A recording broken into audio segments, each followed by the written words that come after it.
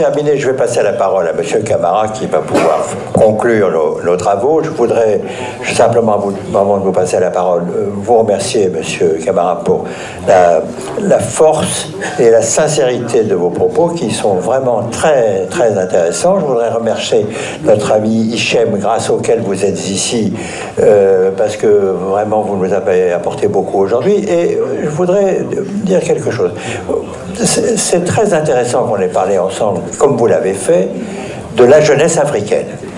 Vous l'avez présentée sous un jour positif, alors que c'est vrai que très souvent dans nos travaux, on se dit que cette jeunesse est tellement nombreuse qu'au fond, elle est le problème. Vous nous avez dit, elle est la solution.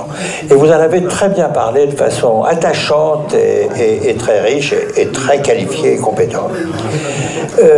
Bon, alors à ce stade, j'ai compris que vous ne vouliez pas, comment dire, on pose de questions trop directes sur vous-même. Mais je comprends très bien et je respecte tout à fait ça.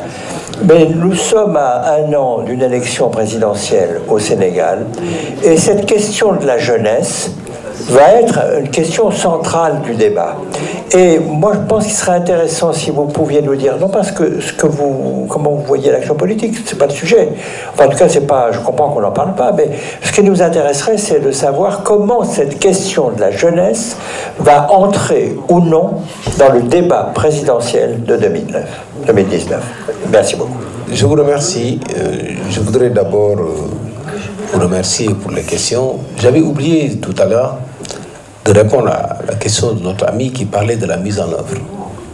Effectivement, on a bien constaté que souvent, les États ont de bons plans de développement. Souvent même, on fait recours à des grands cabinets qui développent vraiment selon les dernières technologies, les dernières mises à jour des plans qui sont solides, robustes.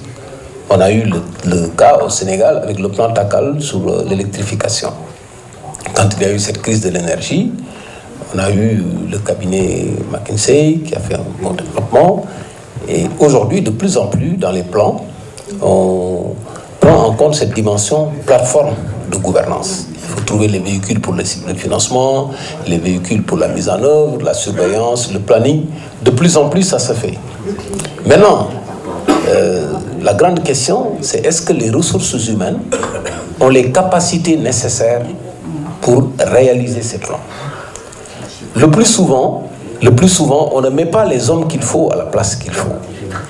Alors, lorsque tu choisis des dirigeants de sociétés nationales parce qu'ils ont gagné les élections locales dans leur quartier ou dans leur village, ce n'est pas la même chose que lorsque vous faites un appel à candidature avec une shortlist de 3 personnes et qu'on demande au président de choisir parmi ces 3 les meilleurs. Et c'est ça la clé du match. Pour que ces Africains qui sont dehors puissent venir travailler en Afrique, il faut leur garantir des conditions de recrutement transparentes, équitables et une stabilité dans l'emploi qu'ils vont utiliser tant qu'ils sont en train de faire ce qu'ils doivent faire, ce qui est prévu dans les cahiers de charges.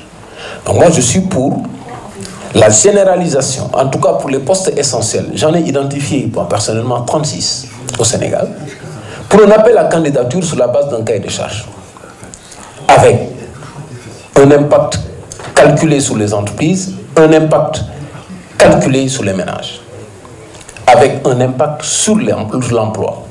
Donc, lorsqu'on dit « nous voulons un directeur général de l'habitat au Sénégal », voilà les critères, appel à candidature. Que tu sois sénégalais, d'Asie, d'Europe et tout, vous pouvez souscrire. Le salaire, c'est tant, les conditions, c'est tant, vous avez 5 ans, vous avez un plan, ils vont venir. Ils veulent revenir. Mais ils ne veulent pas revenir et être entre les mains d'un politicien qui les renvoie le lendemain. Donc, il y a des instruments du marché. Ça, c'est déjà l'emploi. Il y a autre chose. Sur l'environnement des affaires, le financement et tout. C'est tout à fait possible. Et c'est à partir de ce moment que tu vas voir émerger des leaders qui ont cette possibilité de se déployer, qui ne vont pas accepter la corruption, qui ne vont pas accepter qu'on change les règles parce qu'ils sont pas, qui vont pas être obligés de s'engager politiquement dans un parti, etc., pour occuper cette fonction, parce qu'ils ont déjà rempli les critères. Mais pourquoi on ne le fait pas? Moi, j'en ai parlé au chef d'État, qui est très... Je lui ai expliqué le chemin. La réponse, c'était quoi? Mais M. Camara, si je fais ça, mais qu'est-ce que je vais faire avec mes politiciens? Ah, mais j'ai bien compris. C'est ton choix. C'est un choix. Si tu ne te donnes pas les conditions d'une mise en œuvre, tu ne mettras pas en œuvre. C'est comme l'équipe de football. Si vous avez l'état, vous ne pouvez même pas vous entraîner. Donc vous ne pouvez même pas jouer, vous ne pouvez même pas gagner un match. Il suffit simplement de choisir, et je pense que la jeunesse doit dire clairement, comprendre clairement que si ce choix n'est pas fait, ils vont tomber dans la régression. C'est un choix. Alors, madame, vous savez, la Guinée, c'est un cas extrêmement intéressant. C'est l'Afrique en miniature. Toutes ces richesses et tout ce retard qu'on a. La Guinée seule, le Sénégal seul, tous ces pays-là seuls, surtout au bord de l'Atlantique, ne peuvent pas se développer rapidement. Mon idée sur la question est très simple. Moi, je plaide pour une fédération de l'Ouest Atlantique. La Guinée-Bissau, le Sénégal et la Gambie. Avec l'État fédéral en Gambie et les 3 autres États fédérés. Système fédéral avec une chambre de représentants et une chambre qui représente les populations exactement comme aux États-Unis. Vous avez en Guinée un produit, le bauxite, qui permet de faire l'aluminium. Vous avez le gaz au Sénégal. L'obstacle pour l'aluminium, c'est que c'est énergivore. Si vous avez une grande industrie d'aluminium, avec la matière première qu'il faut en Guinée et l'énergie, vous devenez une plateforme d'exportation de l'aluminium dans tout le monde. Nous avons le fer au Falémé, inépuisable. Vous avez l'énergie, vous avez l'industrie pour exporter tout ce qu'il faut pour faire les véhicules partout dans le monde, avec une main-d'œuvre qui va être de qualité et qui va être moins chère. Vous avez les ressources halieutiques sur toute l'Atlantique. Vous avez tout le tourisme en combinant la Guinée-Bissau, la belle Casamance et tout. La réorganisation du tourisme, vous allez attirer les touristes du monde entier. Vous avez tous ces cerveaux-là qui... Aujourd'hui, on ne parle pas de l'industrialisation. Mais pourquoi on ne parle pas de l'industrialisation? Parce que les échelles sont très petites. Donc cette intégration doit être posée en termes de mutualisation des forces. C'est à petite échelle dans un premier temps. Et va se poser le problème de la monnaie.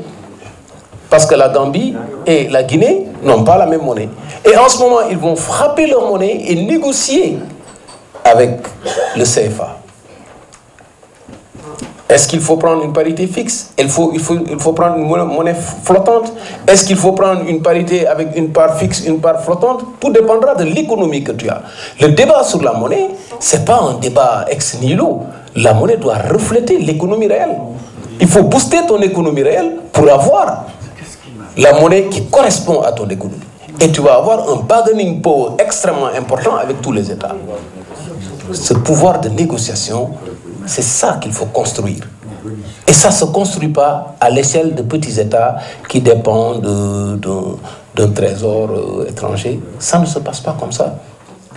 Donc, voilà la Guinée et ses richesses. Les mines qu'on a en Guinée, toutes ces mines qu'on a en Guinée, qu'on a au Sénégal, qui peuvent développer tout un ensemble de produits.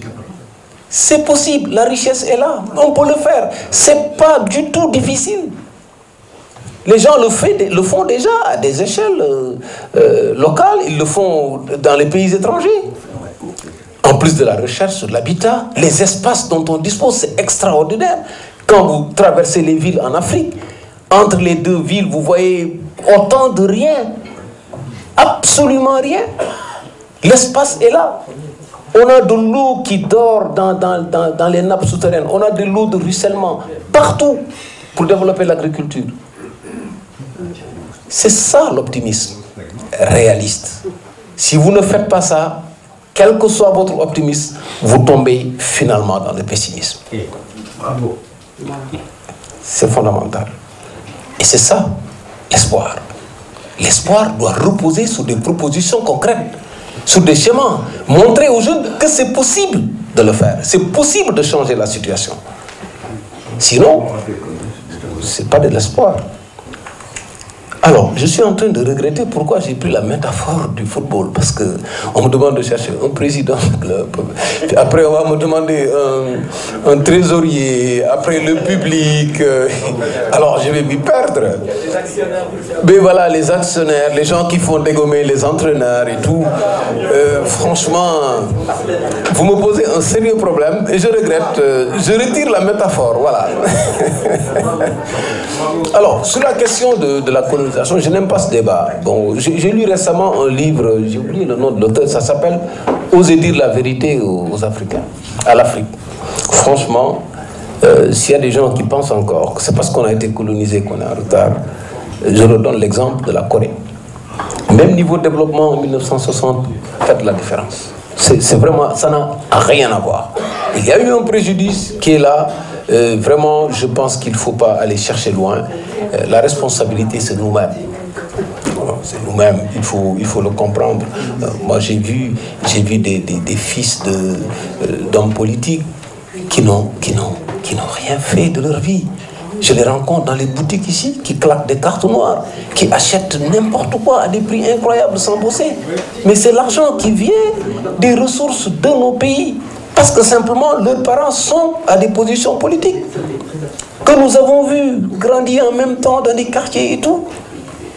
Il y a des gens qui se sont battus toute leur vie, qui n'ont jamais volé un franc de leur vie, qui se sont battus, qui ont fait des études, qui ont essayé de réussir, qui a eu l'ascenseur social de l'école. Mais il y a des gens qui sont nés avec une cuillère en or dans la bouche, parce que simplement, il y a des hommes politiques qui sont là, qui ont été élus.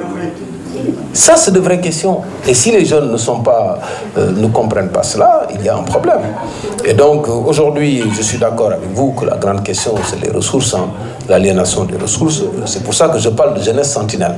Et si on n'a pas cette jeunesse sentinelle, évidemment, on n'a pas de...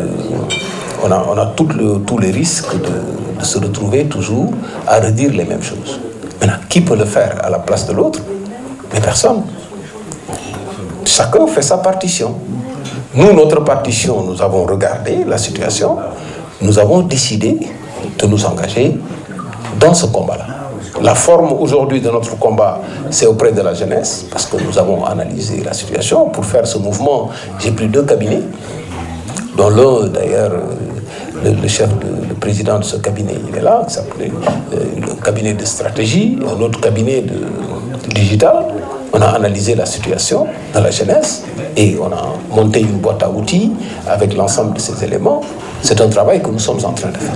Est-ce que ce travail-là suffit pour transformer le Sénégal ou l'Afrique? Non. Est-ce qu'il faut faire un pas supplémentaire? J'y pense. Voilà. Très bien. Très bien.